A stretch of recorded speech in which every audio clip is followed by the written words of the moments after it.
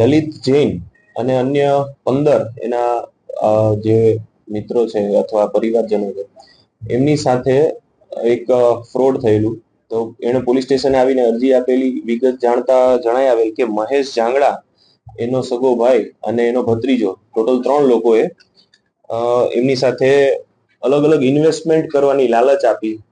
વિવિધ પ્રકારના પૈસા એ કેશમાં અને ઓનલાઈન પણ ઇન્વેસ્ટ કરાવ્યા અને કોઈ પણ જાતનું વળતર એને આપેલું નહીં અને પોતે ફરાર થઈ ગયેલો.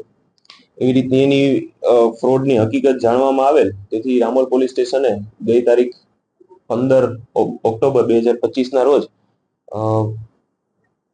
BNS ની કલમ 316, 318 અને 61(2) મુજબ ગુનો દાખલ કરવામાં આવેલ છે.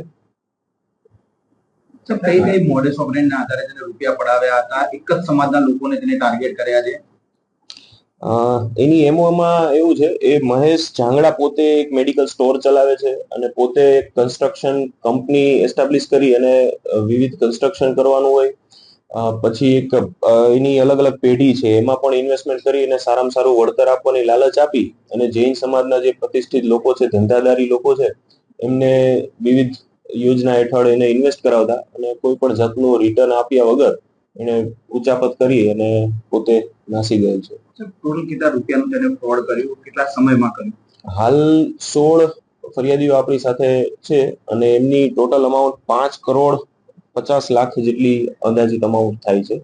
અન્ય પણ બીજા લોકો સામે આવી શકે છે.